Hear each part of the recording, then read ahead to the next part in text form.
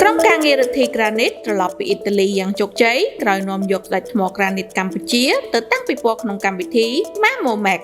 ឧបត្ថម្ភដោយក្រុមហ៊ុន CMSN Realty ជាជម្រើសភ្នាក់ងារអចលនទ្រព្យរបស់លោកអ្នកមានសេវាកម្មលក់ទិញនិងជួលអចលនវត្ថុអាចទំនាក់ទំនងតាមរយៈលេខទូរស័ព្ទខាងក្រោមក្រុមហ៊ុនរដ្ឋាភិបាលក្រានីតកម្ពុជាដឹកនាំដោយថ្នាក់ដឹកនាំកម្ពុជាលោកស្រីលេងដាវីបានចូលរួមដាក់តាំងបង្ហាញផលិតផលស្ដេចថ្មក្រានីតថ្មម៉ាបកម្ពុជាក្នុងកម្មវិធី MAMOMAC ក្នុងគោលបំណងនាំយកថ្មក្រានីតធម្មជាតិរបស់កម្ពុជាឲ្យពិភពលោកបានស្គាល់តាមរយៈប្រទេសអ៊ីតាលីកាលពីពេលថ្មីនេះកម្មវិធី MAMOMAC រៀបចំរយៈពេល4ថ្ងៃចាប់ពីថ្ងៃទី23ដល់ថ្ងៃទី26ខែកញ្ញាឆ្នាំ2025កន្លងទៅ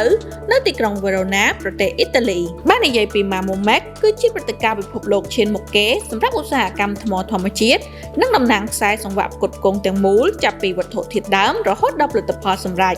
ដែលមានការចូលរួមពីប្រទេសទាំងអស់ជុំវិញពិភពលោកដូចជាប្រទេសឥណ្ឌា ប្រេស៊ីល ចិន ទូគី ក្រិចនិងប្រទេសផ្សេងៗជាច្រើនទៀតក្រៅពីរដ្ឋាភិបាលក្រានីតកម្ពុជាមានក្រុមហ៊ុនប្រមាណ 1400 ទៀតបានដាក់តាំងបង្ហាញពីថ្មម៉ាបថ្មក្រានីតថ្មតុបតែងនិងបច្ចេកវិទ្យាកែច្នៃដទៃទៀតរាល់ការបង្ហាញនៅ MAMOMAC មានឱកាសដើម្បីរីកចម្រើនហើយបោះជំហានឆ្ពោះទៅរកកិច្ចសហការថ្មីៗដូច្នេះហើយឱកាសល្អបែបនេះក្រុមហ៊ុនរដ្ឋាភិបាលក្រានីតពិតជាមិនអាចខកខានបានឡើយ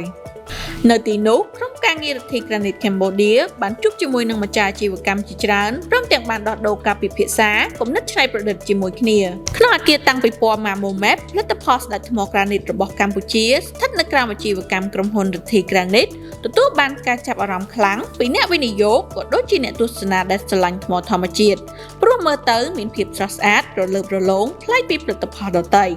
MAMOMAC លើកទី59បានប្រមូលផ្ដុំអ្នកជំនាញមកពីជុំវិញពិភពលោកហើយក៏បង្កើតឱកាសពិតប្រាកដសម្រាប់អាជីវកម្មនិងបណ្ដាញផ្សេងៗគួរបញ្ជាក់ថាក្រុមហ៊ុនរដ្ឋាភិបាលក្រានីតកម្ពុជាធ្លាប់នាំយកថ្មម៉ាបថ្មក្រានីតថ្មធម្មជាតិពីកម្ពុជាទៅដាក់តាំងបង្ហាញនៅប្រទេសជាច្រើនរួចមកហើយ